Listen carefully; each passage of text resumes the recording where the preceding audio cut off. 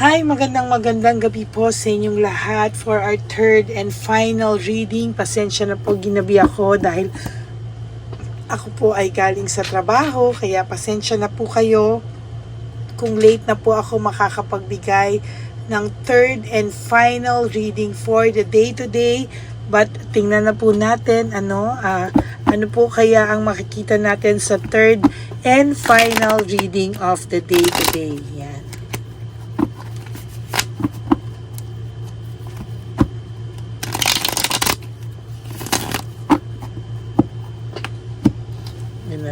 Binalasa ko po. Then, pili po tayo ng 10. 1, 2, 3, 4, 5, 6, 7, 8, 9, and 10.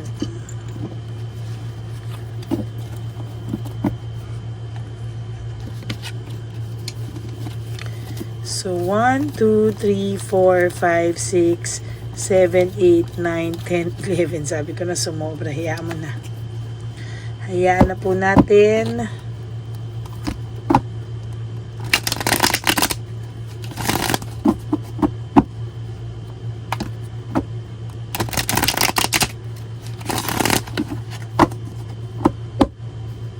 Malasain muna po natin mabuti.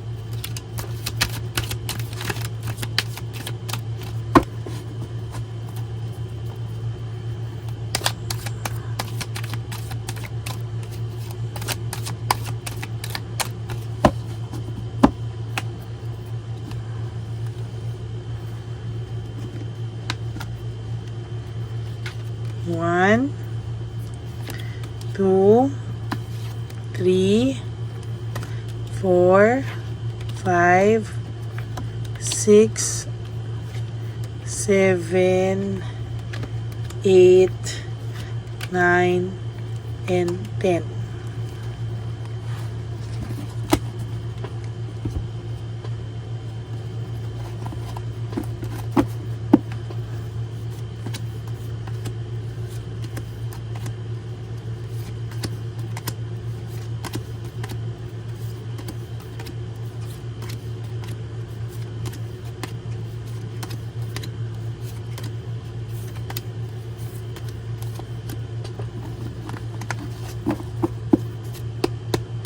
Tingnan po natin kung ano po ang makikita natin sa third and final reading for the day today. I hope na panood nyo na po ang first and second reading po natin ngayong araw na to bago po kayo tumawid dito sa ating third reading of the day today. Yan.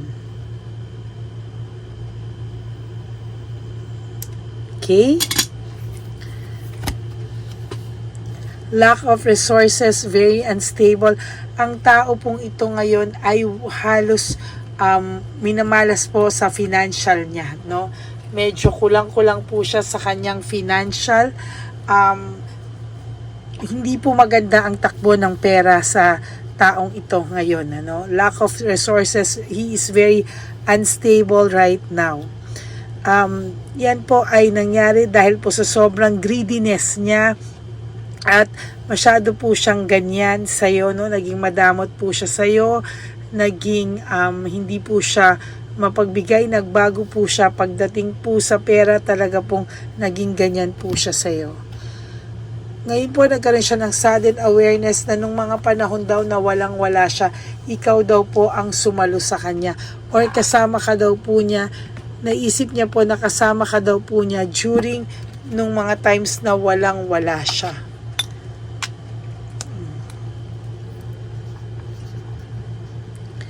Naiisip niya ngayon na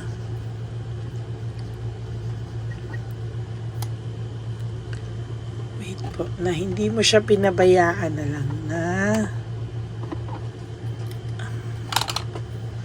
na di mo siya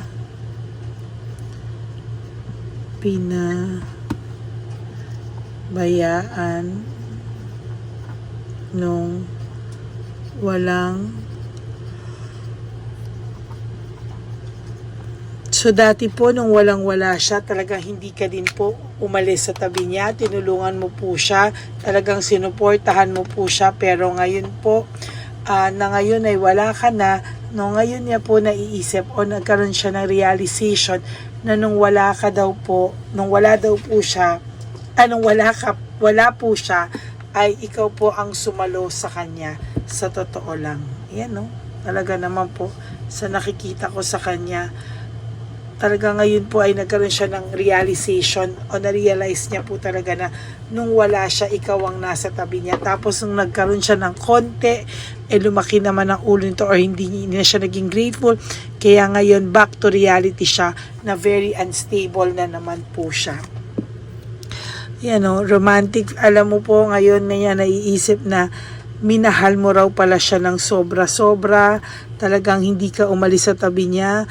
Ngayon po, umiikot yung mundo. Dati medyo okay na siya financially sa tulong mo. Ngayon po, ayan na naman po siya. And sad to say po, bumalik na naman po or umikot na naman po yung mundo niya ngayon na ayan pa rin po, wala pa rin po siya ngayon. Avoiding conflict somehow, sa nakikita ko po ay pilit niya pong hindi pinapakita sa tao kung ano po yung dinadanas niya ngayon. Talaga pong as a matter of fact, hirap na hirap po ito ngayon. Talagang ayaw niya lang po makita ng ibang tao, no? Pero sa totoo lang po, sinasabi ko nga sa iyo, ngayon pa lang nagsisink in sa kanya, o ngayon po sa kanya pumapasok yung naiisip niya ngayon na yung times na wala siya, nung times na down siya, hindi mo siya pinabayaan, no? Lalo na nung walang-wala siya, lagi kang nakasuporta. As a matter of fact, pati po lahat po ng pamilya nito ay minahal mo. Pero anong pinalit niya sa iyo? Pagre-rebelde. No? Parang ngayon, iniisip niya kung masaya ka na daw ba, kung ano daw ba ang pakiramdam mo ngayon, kung ikaw daw ba ay ayan, no? Kung ikaw daw ba ay okay, ayan, no?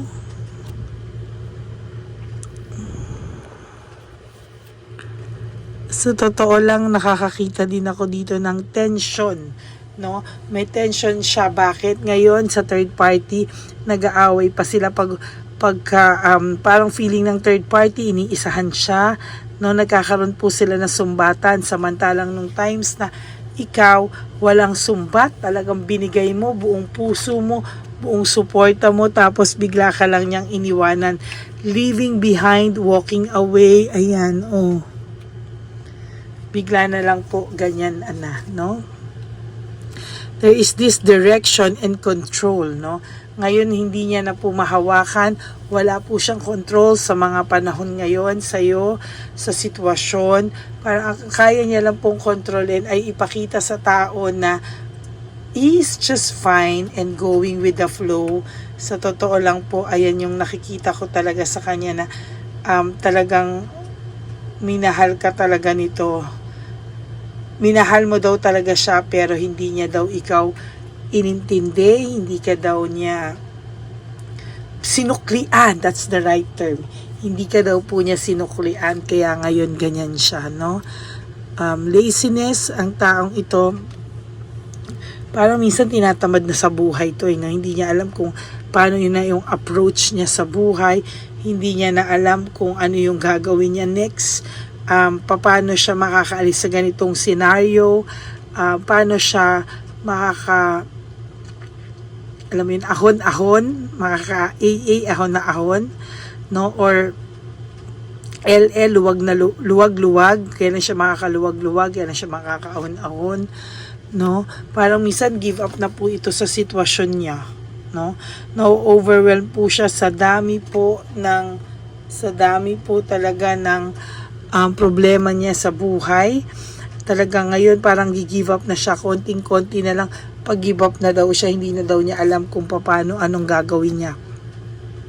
Pati sa sarili niya po, nagda-doubt na siya. Lack of self-satisfaction, difficulties, ang dami niya pong difficulties, kaya nagdududa na rin po ito sa sarili niya kung ano daw ba ang pwede niya pang gawin para maging okay siya, no? Somehow, hindi niya na po talaga alam ang gagawin. No closure, incomplete kayo. Wala po itong mukhang maiharap sa'yo. Sa totoo lang, no closure, incomplete. Hindi pa po kayo nagkakaroon ng closure, no? Pwede po kasi yung paghihiwalay nyo is ghosting, or yung iba tinext na lang kayo, nahiwalay na kayo, or wala talagang closure. Hindi pa talaga, incomplete. Ayun, no, incomplete ang closure nyo, no? Someday, sabi ko sa inyo, hindi ko pa maklose ang barahan nyo nga din, isa pa yun, no? So, baka talagang magtatagpo pa talaga ang landas nyo nitong kayong dalawa, oh. Pero, mayabang pa rin po itong person, ano? May self-confidence pa rin siya, na feeling niya okay lang siya, no? Na feeling niya, pagka mahal mo pa rin siya, na feeling niya kahit anong mangyari nandyan ka lang, no? Kaya hinayaan niyang maging free, hinayaan niya muna ngayon na mag-enjoy, kasi pagka daw ginusto niyang bumalik sa'yo, ay makakabalik pa daw siya sa'yo, ng kapal. So there is this reflection, ano? Nag-iisip-isip ang taong ito, paano daw siya makakabalik, no? Paano daw po ba, no? Hindi niya rin alam, mayabang lang siya. Pero sa totoo lang po, hindi niya po alam paano ang gagawin. There's sadness, depression, and negativity. Yun, lumabas din, ano? Na may sadness and negativity po dito sa taong ito. And siya po ay merong emotional immaturity, insecurity, and disappointment on a Friday. Abot pa tayo sa Friday pa lang po ngayon. Ayan, no? Sobra po talaga ang grabe po talaga dito talaga. Ang nararamdaman niyan lungkot, pagkabalisa, at nakakaramdam din po siya. Kung minsan makikita niyo po ito nakangiti pero magaang mata. No? Minsan nakikita niyo ito nakangiti sa picture pero alam mong malungkot ang mata. No? Yan po talaga. So wag niyo pong bilhin kung ano po yung mga pinapakita niya na masaya siya or ano ba talaga, no? Hindi po talaga natin masasabi yan. So, bumunot nga tayo. Gusto ko lang makikita ng kahit ilan lang. Sige, 1, isa sa gitna naman, 2, at isa sa huli. Okay. Tingnan natin kung ano po ang makikita natin sa third reading of the day. Nako, I am scared of rejection, no? Sa totoo lang, natatakot daw siya sa rejection. Hindi po siya makalapit sa iyo. Why? Because he is afraid of you rejecting him. No? Hindi niya po alam kung paano mo tatanggapin kapag sakaling bumalik siya, dahil naiisip niya po yung pinabayaan. Hindi mo siya pinabayaan ng times na kailangan kanya. Kaya sa nagawa niya sa iyo, ngayon natatakot siya na ma-reject na siya dahil nasaktan ka na ng sobra. Oh my God. Pareho ng second reading ba or first reading, painful memories, no? Dala-dala niya pa rin po, sabi ko sa iyo, araw-araw ang painful memories dito, no? Sa lahat ng ito po, dala-dala niya po yan hanggang sa ngayon. And last but not the least, I am afraid to lose you. Takot din po siyang mawala ka talaga ng tuluyan. Takot din po talaga ito na dumating sa point na hindi mo na po siya gusto at hindi mo na po siya talaga kailangan, no? So yan po ang third and last final reading nyo for the day. Naiisip niya ngayon na hindi mo siya pinabayaan nung kailangan kanya or nung walang-wala siya. So that's it, no? Sana po ay nag-resonate sa inyong lahat. And if you do, please give me a like and comment down below para naman po updated kayo at updated din ako kung ano po ang pakiramdam nyo. And please hit the bell para alam nyo po kung kailan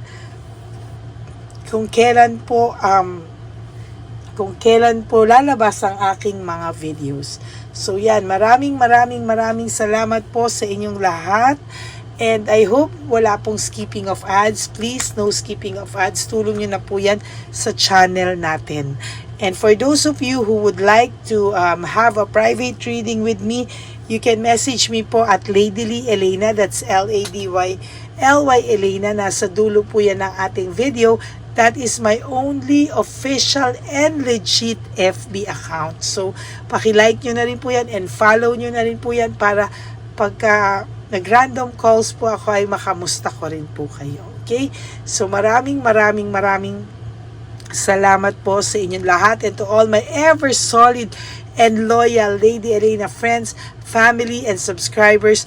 I love you all from the bottom of my heart. Mahal na mahal ko po kayong lahat, lalo na po sa mga tao na pasensyosang nag-aantay kung kailan lalabas at matutuwa pag notify na sa kanilang bell ang ating reading for the day. Yan, marami pong salamat sa inyo. And sabi ko nga po sa inyo, ang lagi ko pong paalala sa inyo, ano po ba? That life is too short. Don't make it shorter by stressing yourself from all the pains and the heartaches na binigay sa inyo ng kahapon. Just surrender everything to the divine universe and just let go. And let God write your life and love story. I will be back for another set of reading. Wag na wag po kayong malulungkot. Babalik po ako bukas, no, para po bigyan kayo ulit ng reading of the day. Yan. So maraming salamat po. And for those of you who would like to give me a super thanks for this video, I would really be glad and appreciate that from the bottom of my heart. So maraming salamat po. Isa pa sa paalala ko is just live one day at a time. Huwag po kayong malungkot, no? Huwag niyo po isipin ang mga susunod na okasyon sa buhay niyo. Ang isipin niyo lang po ay yung bukas, nagigising kayo at matutulog kayo, na dapat po kayo ay nakasurvive sa araw na yon, nang nagawa niyo po ang mga dapat niyong gawin, at masaya po kayo dahil nakasurvive kayo sa araw na yon. Okay? So God bless you all. I will all see you again tomorrow. Yan, for another set of reading for our first, second, and third reading of the day tomorrow. But I hope napanood nyo na po mga kapatid ang first, second, and this third and final reading for today. Maraming salamat po sa inyo. God bless you all. Sanglupalop man po kayo ng daigdig, talaga pong pupuntahan kayo ng aking general reading of the day. Kahit mararating po kayo, kahit nasang lupalop po kayo ng mundo. Maraming salamat po, and God bless you all. Bye!